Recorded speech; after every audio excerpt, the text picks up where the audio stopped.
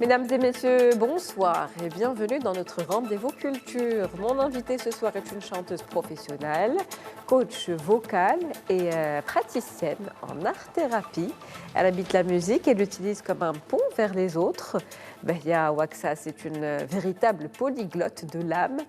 Qu'elle s'aventure dans les nuances feutrées du jazz, l'énergie de la soul ou la précision du chant lyrique, elle navigue entre plusieurs langues avec aisance.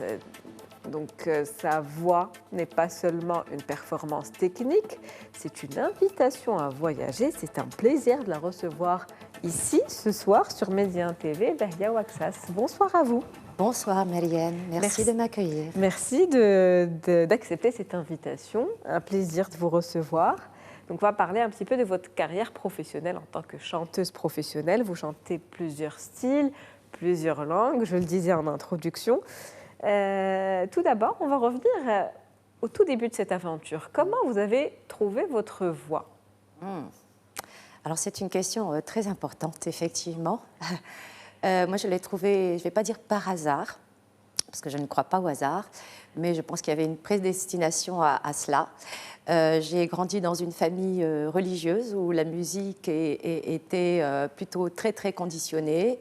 Je me cachais dans ma chambre et le moyen pour moi de découvrir ma voix, c'était de psalmodier des sourates.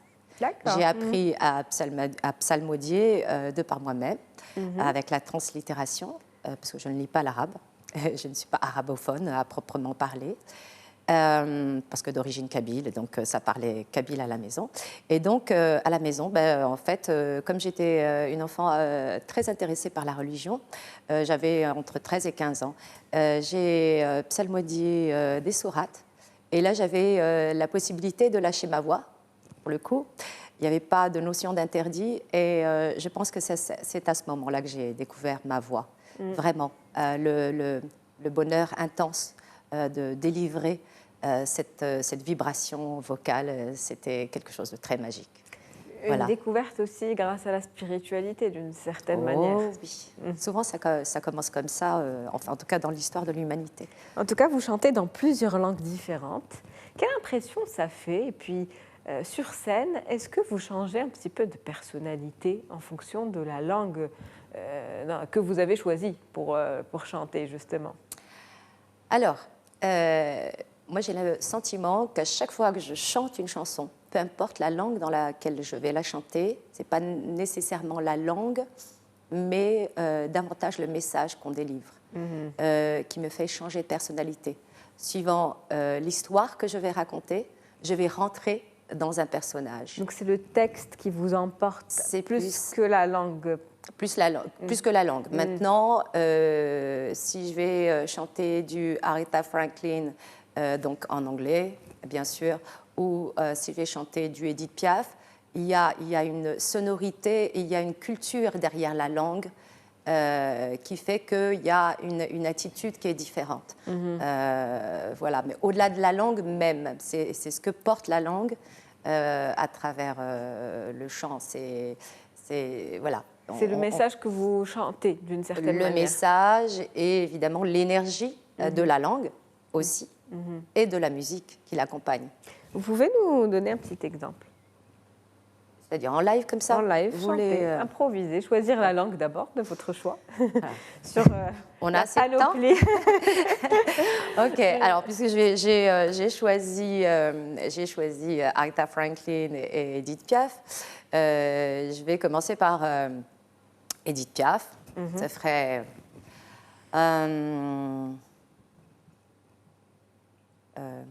des yeux qui font baisser les miens, un rire qui se perd sur sa bouche. Voilà le portrait sans retouche de l'homme auquel j'appartiens. Quand il me prend dans ses bras, qu'il me parle tout bas, je vois la vie en rose.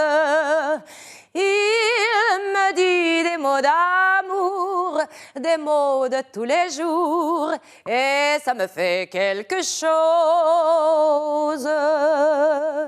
Il est entré dans mon cœur une part de bonheur dont je connais la cause. C'est lui pour moi, moi pour lui dans la vie. Il me l'a dit, l'a juré pour la vie, etc., etc.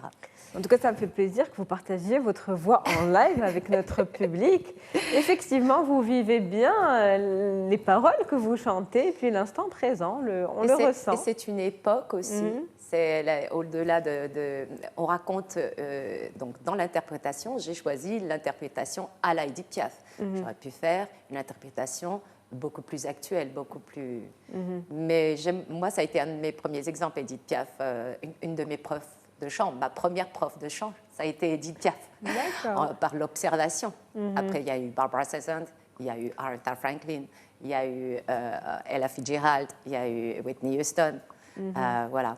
Et maintenant, si je fais du Aretha Franklin, si je chantais, on serait carrément dans une autre dimension. Une autre interprétation qu'on peut aussi écouter tout de suite. Avec plaisir. On en profite, vous êtes là.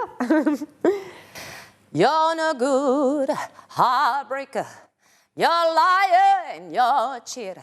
And I don't know why I let you do these things to me. My friends keep telling me that you're really not good. Oh, oh, but they don't know that I'd leave you if I could. I guess I'm untied and I'm stuck like glue. 'Cause I never, no, loved a man the way that I love you. Donc, comme on le voit, plusieurs styles. Est-ce qu'il y a un style musical dans lequel vous vous sentez plus à l'aise? La chanson française, particulièrement parce que c'est une langue que je maîtrise bien, puisque c'est la langue avec laquelle j'ai grandi quand même. Donc, c'est un répertoire que j'appréhende avec beaucoup de facilité dans toutes ses nuances.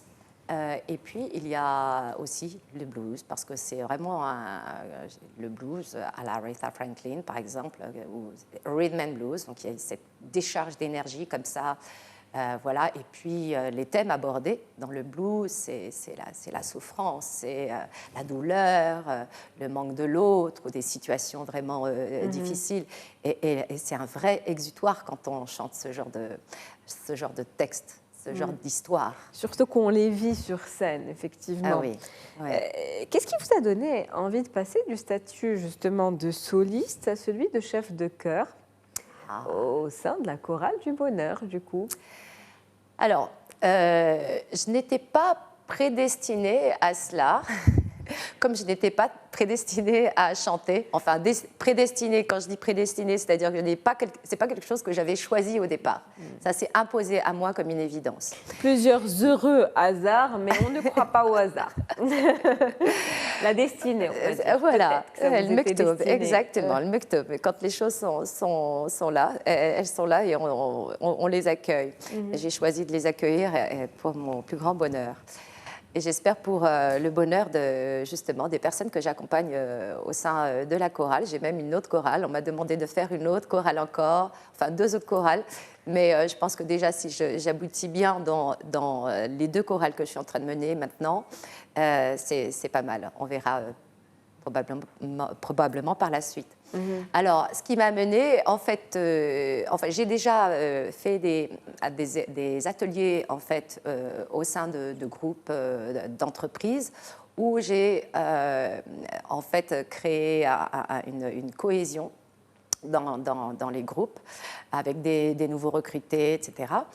Et en fait, je me suis vraiment prise au jeu de travailler avec le groupe et ça m'a procuré un grand bonheur et une dimension nouvelle que j'ai explorée et quand Kenza m'a appelée, parce que c'est elle qui m'a appelée spontanément, Kenza Lahbabi, qui est donc ma partenaire à la Chorale du Bonheur, elle m'appelle un jour en me disant, voilà, je cherche, j'aimerais créer une chorale et on m'a beaucoup parlé de toi.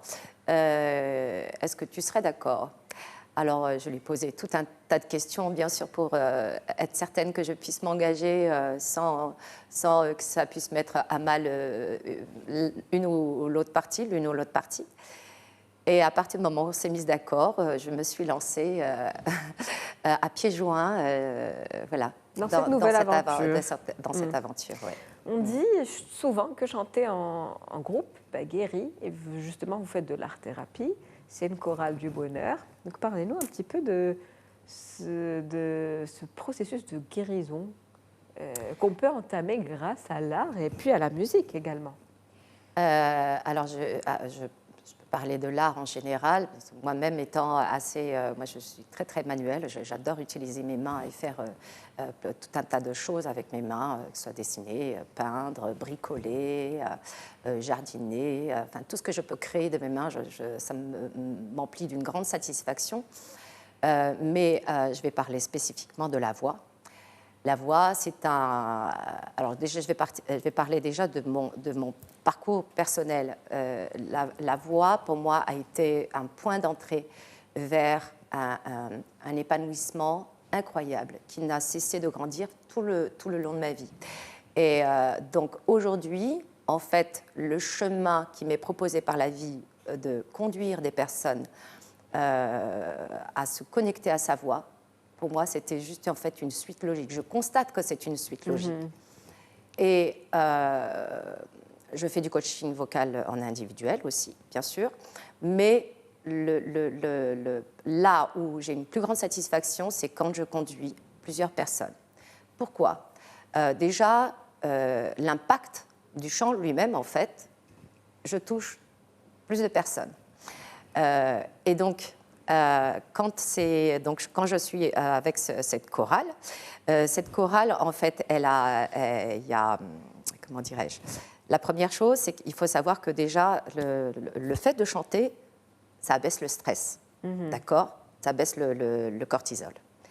Et le fait de chanter, les avantages du chant, c'est tout le côté plaisir que ça peut apporter. Et ça libère des endorphines, de l'ocytocine, la dopamine, tout ce qui finit en in, qui sont des hormones de bien-être et qui sont très bonnes pour le système immunitaire. Donc je me dis, si tout le monde peut en profiter, enfin un maximum de personnes peuvent en profiter, c'est tout bénef. Est-ce qu'il y a une différence entre juste bien chanter et chanter pour guérir ? Alors, utiliser sa voix pour guérir, justement, ou pour se faire du bien. Alors, bien chanter, c'est bien exécuter une chanson, etc. J'ai envie de dire dans l'absolu, en dehors de l'art-thérapie, dans l'absolu, bien chanter, pour moi, en tant que coach vocal, c'est justement aller toucher ses émotions. C'est ça, bien chanter. Il y a des personnes qui n'ont pas une voix très travaillée, qui n'ont pas... mais une personne qui chante juste, posée, mais qui nous délivre un message. Pour moi, déjà, elle chante bien. Donc, ça veut dire au-delà de l'aspect technique. Donc, c'est surtout ce partage avec le public qui est important, et cet échange d'émotions. Oui, c'est qu'elle aille se connecter à ses émotions. Chanter pour se faire plaisir, c'est une condition pour bien chanter. D'accord. Voilà. Donc tout est lié. Oui, tout est lié en fait. Pour conclure, mais dans l'art-thérapie, dans l'art-thérapie pour le coup, on s'en fiche de bien chanter. C'est une chose c'est faire taire le petit critique intérieur qui nous dit « Ah là, t'es pas juste, ah là, t'as pas de voix, ah machin ». L'essentiel, c'est justement de prendre du plaisir, de s'exprimer, de se connecter à ses émotions. Là réside l'intérêt du chant. D'accord. Voilà. Ouais. C'est bon à savoir en tout cas. Avant de finir très rapidement, en une trentaine de secondes, la chanson qui pourrait vous définir aujourd'hui, qui définirait Bahia Ouaksas. Je vais revenir à mes premiers amours. À mon premier amour, c'est Édith Piaf. Une chanson, justement, qui est liée à ce chemin qu'on parcourt dans la vie quand on arrive à un certain âge et on se dit, en fait, tout ce que j'ai fait, je suis ravie et heureuse de l'avoir fait et je vais continuer. Inch'Allah. Et donc, je choisirais plutôt une chanson où il n'est pas question de revenir sur des choses passées et d'être là dans le moment présent et puis de se laisser porter par ce que la vie nous apporte. Voilà. Et donc, je choisirais Je ne regrette rien de Édith Piaf. Merci beaucoup, Bahia Ouaksas. C'était un plaisir de vous avoir comme invitée ce soir. Merci beaucoup, Mariam. Merci. Je rappelle que vous êtes chanteuse professionnelle, coach vocal et praticienne en art-thérapie. C'était un plaisir. Merci, merci.